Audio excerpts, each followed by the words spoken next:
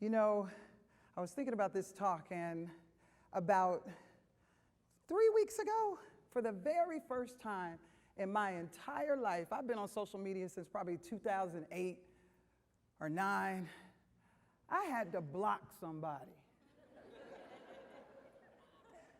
This clown came to my page a couple of times making some little comments. And you know, one of these clout chasers, right? Somebody who wants to go viral or create some controversy, and he claimed he had a movement. And his movement was, make Atlanta straight again. Okay, bruh. All right. But you know, that slogan got me really to thinking. And I decided to address the rainbow-colored elephant in the room today. And, you know, a lot of you guys may know that in the early 60s, Atlanta was coined what? The city too busy to hate.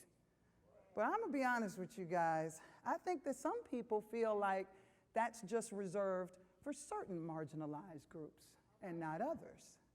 And I've even had friends of mine that'll say stuff to me like, girl, you know you okay and everything, but why they gotta be so many gay black men in Atlanta? Now, sis, I get it. Seriously, I do. You know, you might be trying to find you a husband, and, you know, your cousin might be trying to find a boyfriend. I totally get it. But you have to remember that the framework of Atlanta that was rebirthed in the civil rights movement was this thing that included everybody, not just blacks. And because of that, yes, the LGBTQ community migrated here because they were kind of adopted by a city that didn't have so much discrimination. Now, I know a little something about what it feels like to be adopted by love.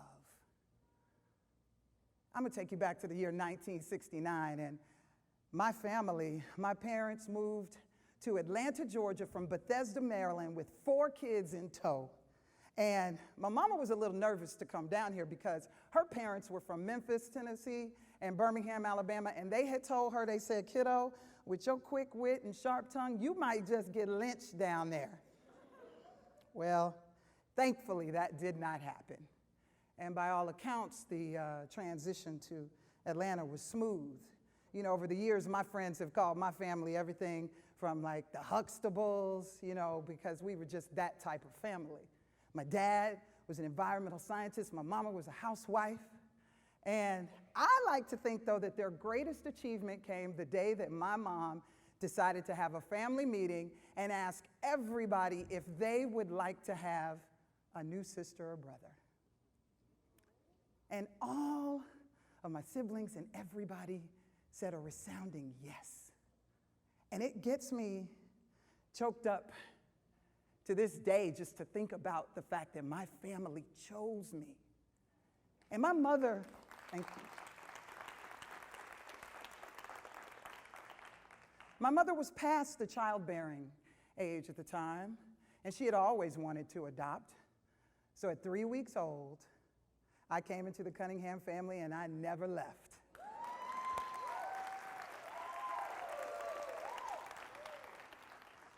Now, I think it's no coincidence that when we moved down here and during those years, Atlanta was the rock of the civil rights movement at the time. And me and my sisters and brothers ultimately ended up thriving, I think because we were raised in this city and I was raised with so much love and good values from my family structure. But there were some interesting things that happened when I was a little kid. I was hiding a great big secret. And I remember being 8 years old, y'all, and going to church on Sundays and kneeling down and secretly praying to God, God, one day give me the strength to be who I want to be one day. 8 years old, having that kind of burden on my shoulders, because to be perfectly honest, it was the times where you didn't see people that looked like me. I didn't see them anywhere. Not on TV, not in my family, not in my social circles, nowhere. And so I was scared by that fact. But I'm going to tell you, it was a family friend I was introduced to when I got to be a little bit older that changed my life, and his name was Ron. He was the first openly gay black man that I knew. And I would love to go see him because he was my hairdresser. And Ron would give me like a little asymmetrical this. He'd dye my hair blue. He'd do anything that I wanted. But you know, every time I went to see that man, I saw one thing that was so distinct. I saw freedom in his eyes. Because he came from Boston, Massachusetts, and we know what Boston, Massachusetts feels like for people our color. Can you imagine what it felt like for a gay black man in the 70s? So he migrated to Atlanta, and what did Atlanta do? Like it always does, it adopted him with love. And I would continue with my career. And I would continue, and as I started in my career, like Isaac said, I was in music videos. And I remember this group, some of you guys might remember, that was popular in the early 90s called Intro. Intro was one of my favorites, and we were working on a music video for them. And I had linked up with the lead singer, Kenny Green. And one of my friends was on set, her old nosy butt. She gonna get to talking to him and found out Kenny was gay. And at that time, we were a little secret society. And in many ways, still are today. And we told Kenny we was gonna take him out to the club that night. And we took Kenny out to a club called Loretta's. And Kenny Green started crying inside that club. He said that he had never felt so free. Because I also remember walking into that same club and to another club called Weekends. And I walked into this club called Weekends, and I looked and I saw this 6'3" man dancing on top of the bar. He was go-go dancing. I had never seen anything like that in my life. I would later find out that man's name was RuPaul. And he went to North Side High School. And he came from San Diego, and his family came here, and he was adopted by Atlanta.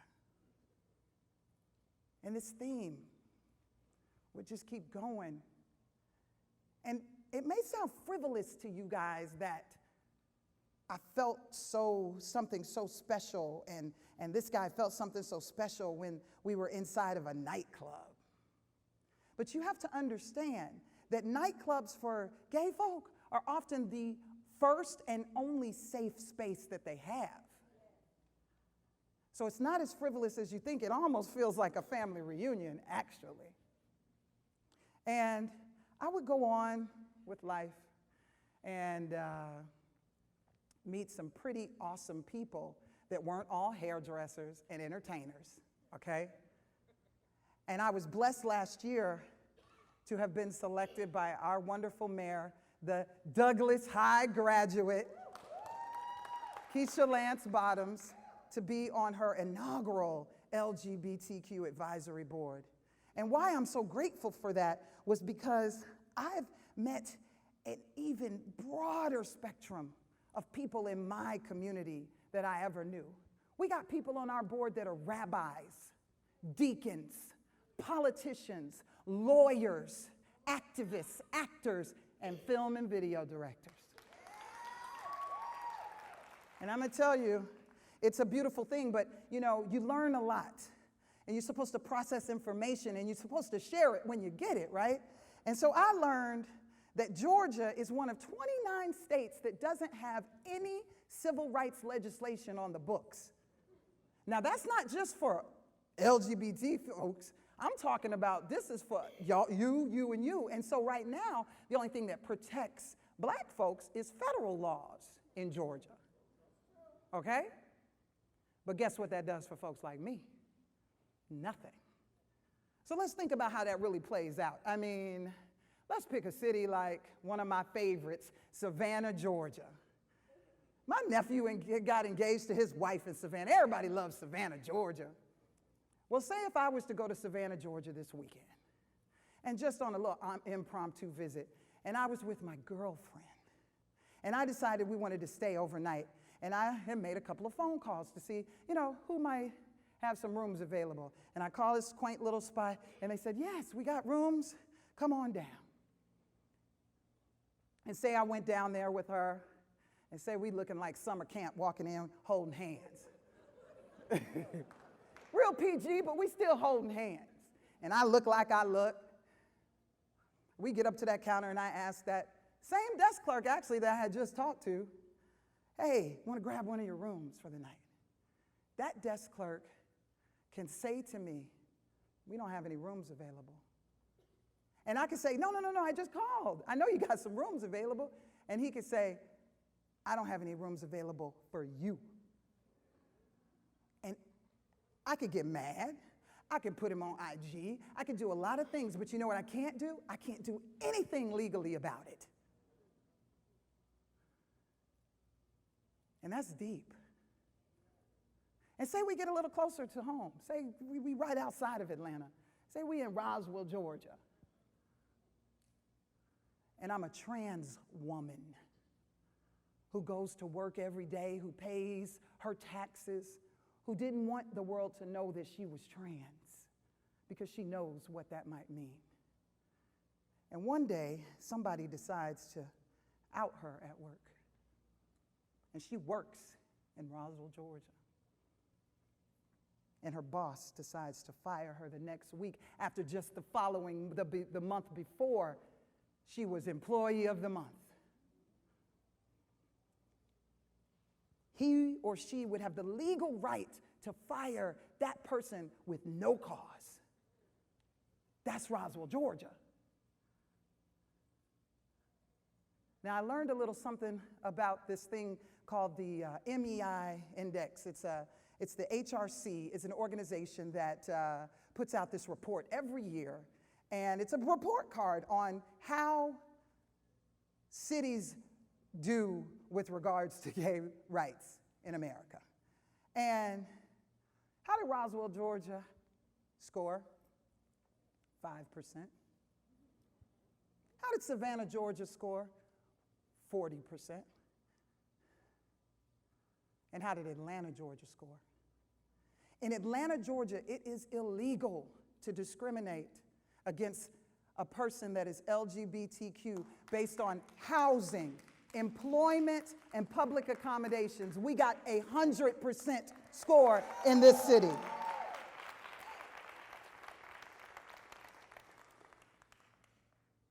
I have a colleague of mine who was telling me that I've met along this special journey that I'm on now. And he was telling me about the youth homeless, okay? And 40% of let me get it right. 40% of all homeless kids in America are LGBTQ. But they only make up 10% of all kids in America. So what does that mean? There's people out here kicking kids out of their house and making them homeless. And my boy said to me, he said, we go meet them at the Greyhound station. We meet them at the mega bus.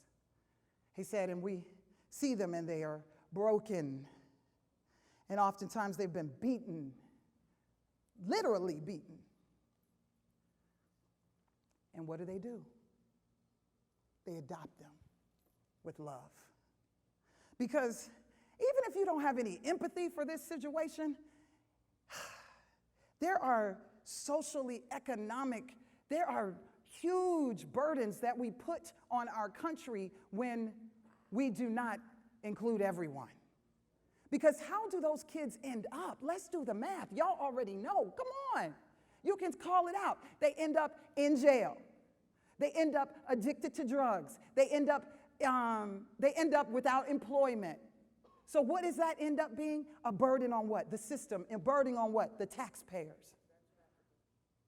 Sex trafficking.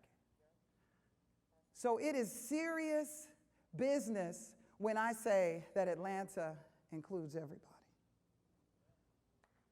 It is serious business. And, I look up And I just look at how I was adopted by love and how it forever changed my life, and how I see how the LGBT community was adopted with inclusion.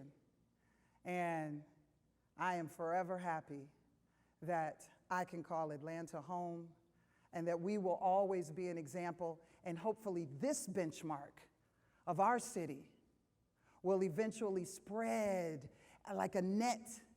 And then later we won't have to all be huddled in one city, because people can feel safe anywhere. Thank you.